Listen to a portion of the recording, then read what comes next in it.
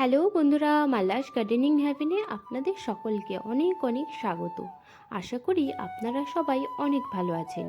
আমিও অনেক ভালো আছি, সাথে বাগানে নিত্য কাজে ব্যস্ত আছি। আজকে সকাল সকাল চলে এসেছি ছাদে। আসলে আগের দিন যে শাক গাছ লাগাবার জন্য গ্রো ব্যাগটা তৈরি করেছিলাম, আজকে তাতেই দানা লাগাবার পালা। ভাবছি যে এর মধ্যে সর্ষে শাক লাগাবো। সর্ষের দানা বাড়িতেই থাকে, আর গাছ লাগাবার এক সপ্তাহের মধ্যে শাক রেডি হয়ে যায় খাওয়ার জন্য। আর যে কোনো শাকের গাছই লাগানো খুবই সহজ, আর হারভেস্টিং খুব তাড়াতাড়ি পাওয়া যায়। আর শাক তো খাওয়া শরীরের পক্ষে খুবই ভালো। আর আজকালকার দিনে বাজারে যে পরিমাণে কেমিক্যাল দেওয়া সার চলে আসছে, তো তার থেকে ভালো বাড়িতেই গ্রো করে নেওয়া। তো ভাবলাম ওই গ্রো ব্যাগটার মধ্যে আজকে সর্ষে শাকটা লাগাবো। তো চলুন দেখে নিই খুব কম মাটি দিয়ে কিভাবে গ্রো ব্যাগ ভরে সর্ষে শাক লাগানো যায়। এই একই পদ্ধতিতে আপনারা লাল শাক, কলমি শাক, তারপরে পালং শাক, যে কোনো ধরনের শাক, মেথি শাক লাগিয়ে ফেলতে পারবেন। আর গ্রো ব্যাগটা কিভাবে তৈরি করেছি সেটা তো আগের দিন আপনাদের সাথে ভিডিওতে শেয়ার করেছিলাম। আপনারা যদি না দেখে থাকেন তাহলে দেখে নিতে পারেন। সবার আগে মাটিটাকে চেলে নিচ্ছি। শাকের গাছ লাগাবার জন্য মাটিটাকে যদি চেলে নেওয়া হয় তাহলে কিন্তু খুবই ভালো হয়, কারণ যেহেতু প্রচুর পরিমাণে শাক হবে, এই ডেলা ডেলা মাটির মধ্যে কিন্তু শাকের গাছ ভালোভাবে বাড়তে পারবে না।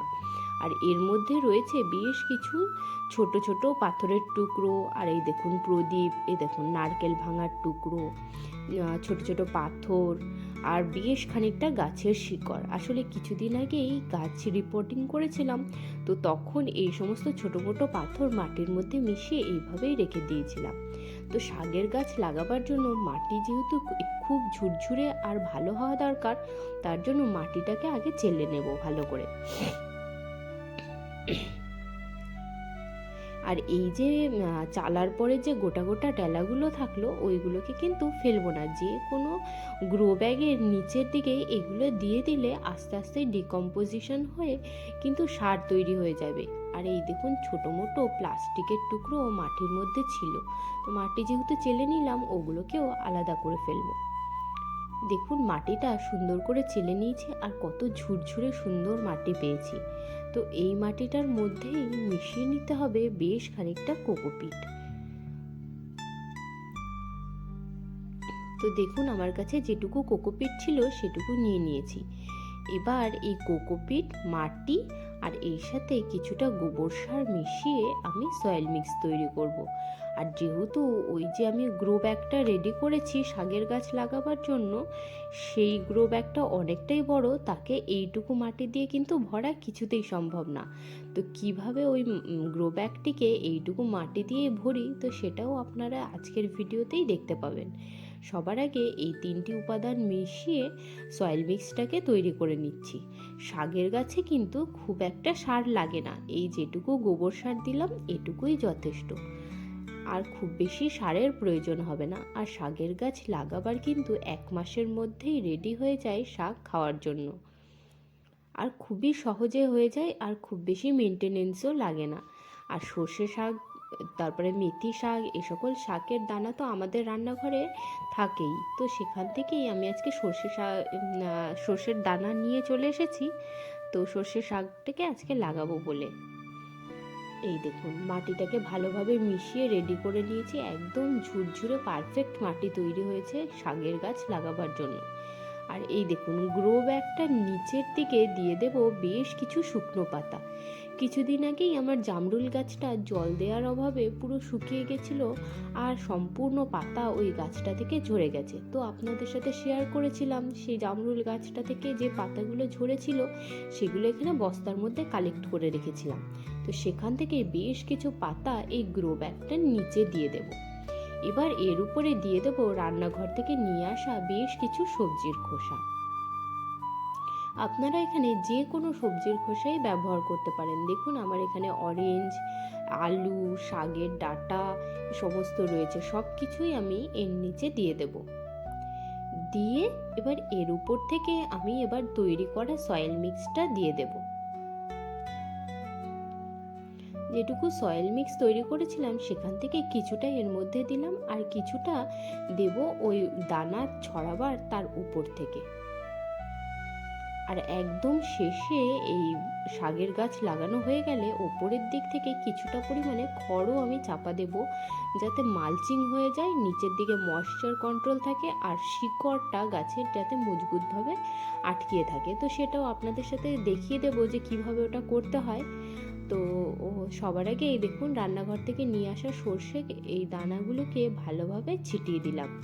অতিরিক্ত পরিমাণে শাকের দানা কখনোই মাটির মধ্যে ছিটাবেন না, তাতে কোনোটাই শাক বড় হতে পারবে না আর ভালো ফলনও হবে না। আমি খুব সামান্য পরিমাণেই সর্ষে এই মাটিটার উপরে ছিটিয়ে দিয়েছি।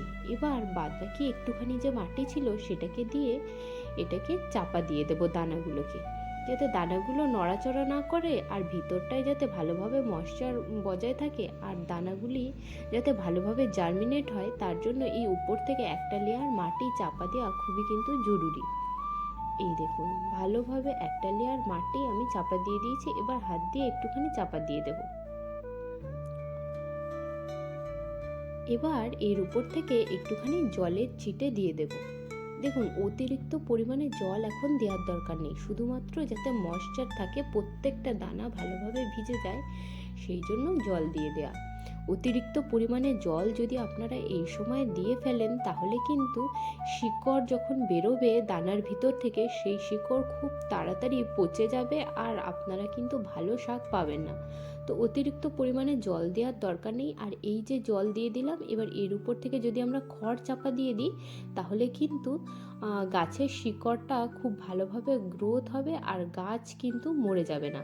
আর এই দিকে দেখুন যে সবজির খোসাগুলো আজকে নিয়ে চলে এসেছিলাম সেগুলোকে কিছুটা দিয়ে দিলাম গ্রো ব্যাগের মধ্যে আর কিছুটা ওই বালতিটার মধ্যে লিকুইড ফার্টিলাইজার তৈরি করব তার জন্য দিয়ে দিলাম। আর এই দেখুন বেশ কিছু কাগজের টুকরো এর মধ্যেই রয়েছে, তো এগুলোকেও ফেলবো না, এই গ্রো ব্যাগের মধ্যে দিয়ে দিলাম। দিয়ে এবার এর উপর থেকে কিছুটা মাটি চাপা দিয়ে দেবো। আর এই দেখুন এই যে মাটি চেলে রাখা ছিল যেটুকু, সেটাকে এবার এর উপর থেকে কিছুটা দিয়ে দিচ্ছি। এইভাবেই আমি খুব সহজেই গ্রো ব্যাগ ফিল করি। তো এতে কোনো অসুবিধা হয় না। আস্তে আস্তে যে সমস্ত পার্টিকেলগুলো ডিকম্পোজিশন হয়ে সয়েল তৈরি হয়নি, আস্তে আস্তে সময় লাগবে কিন্তু সয়েল তৈরি হয়ে যাবে। তো ওটাকে নিচে মাটিটা চাপা দেওয়ার পরে ভাবছি এর মধ্যে কয়েকটা বরবটির দানা বসিয়ে দিই। তো এই যে বরবটির দানা নিয়ে নিয়েছি, তো এর উপরে একটুখানি ছিটিয়ে দেবো, দিয়ে ওপর থেকে ভালো ঝুরঝুরে মাটি কিছুটা চাপা দিয়ে দেবো। এই দেখুন দানাগুলোকে দিয়ে দিলাম, দিয়ে ওপর থেকে কিছুটা মাটি দিয়ে চাপা দিয়ে দেব।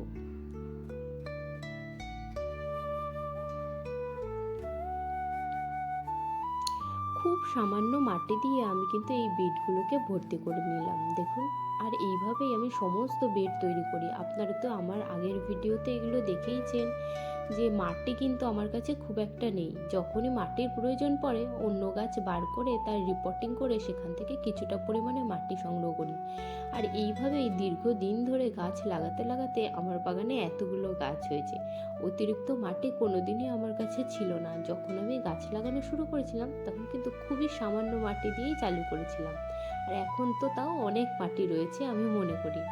আর কিছুদিন আগে সবজির গাছ লাগাবার জন্য যে ট্রেগুলো ফিল করেছিলাম দেখুন, তার মধ্যে কিছু টমেটোর চারা আর কিছু লঙ্কার চারা আমি লাগিয়ে নিয়েছি। আসলে এগুলো আমি কালকে বিকেলবেলা এসে করেছিলাম, তখন যেহেতু অন্ধকার হয়ে গেছিলো তো আপনাদের সাথে শেয়ার করতে পারিনি। কারণ এখন শীতকাল, ঠিক 5টা 5:30 বাজতে না বাজতেই পুরো সন্ধ্যা হয়ে যায়, তখন কিন্তু ভিডিওতে এক ফোঁটাও দেখানো সম্ভব হয় না। আর এই দেখুন সমস্ত লঙ্কার চারাগুলো লাগানো হয়ে গেছে, আর এই 4টে চারা এই লাগানো বাকি ছিল। এই 4টে চারাকে লাগিয়ে দেব, লাগিয়ে দিয়ে তারপরে এর মধ্যে ভাবছি বরবটির দানা বসাবো। কারণ এই যে বাটিটার মধ্যে সয়েল মিক্সটা আছে এর মধ্যে দানা কিন্তু জার্মিনেট খুব ভালোভাবেই হচ্ছে। কারণ কিছুদিন আগে এর মধ্যেই আমি টমেটোর টুকরো দিয়ে টমেটোর চারা তৈরি করেছিলাম, তৈরি করে লাগিয়েছি। তারপরে তার মধ্যে বাড়িতে যে আমরা শুকনো লঙ্কা খাই সেখান থেকেই কিছুটা শুকনো লঙ্কার দানা ছড়িয়ে দিয়েছিলাম। তো এর মধ্যে প্রচুর পরিমাণে শুকনো লঙ্কার চারা হয়েছিল, তো সেগুলো আমি তো লাগিয়ে দিয়েছি। তো এবার ওখান থেকে লঙ্কার দানাগুলো যেহেতু সবগুলো লাগানো হয়ে গেছে, তো বাটিটাকে আর খালি রাখবো না, এর মধ্যে কয়েকটা বরবটির দানাও বসিয়ে দেবো ভাবছি। একবার এখান থেকে যখন চারা হয়ে যাবে তখন চারাগুলোকে তুলে অন্য জায়গায় শিফট করে দেবো। এই বাটিটার মধ্যে যে মাটিটা আমি তৈরি করেছিলাম, সেই মাটিটা তৈরি করেছিলাম কোকোপিট, বালি আর মাটির সাহায্যে। প্রত্যেকটা উপাদান 30% করে রয়েছে, আর কিছুটা রয়েছে গোবর সার।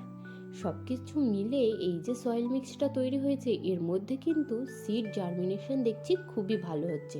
তো আপনারাও দানা লাগাবার জন্য এই ধরনের একটা বাটি তৈরি করে নেবেন, আর যে কোনো দানা এর মধ্যে লাগাবেন, আবার সেখান থেকে চারা তুলে ট্রান্সফার করে আবার ওর মধ্যে অন্য দানা লাগিয়ে নিতে পারবেন।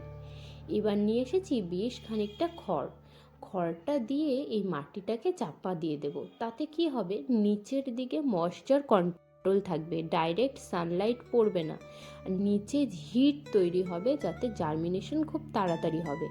আর একবার যখন দানা ফুটে চারা বেরোবে, তখন কিন্তু ওই চারাগুলো বেঁকে হেলে যাবে না, খুব সহজে আমরা জল দিতে পারবো, আর সহজে মরবেও না গাছগুলো। তো শাকের গাছ যখনই আমরা লাগাই তখন আমরা খুব লক্ষ্য করে দেখেছি যে জার্মিনেট হয়ে তো বেরিয়ে আসে, কিন্তু গাছ আর বড় হয় না, আর জল দিতেও খুব সমস্যা হয়। জল দেওয়ার পরে গাছগুলো একবার হেলে যায়, তারপরে আর বাড়তে পারে না, আর ওখানেই গাছটার গোড়া পচে মারা যায়। তো সেগুলোর হাত গাছকে রক্ষা করতে আপনারাও এরকম কাটা খড় বা রাইস হাস্ক দিয়ে ওপরে মালচিং করে দিতে পারেন।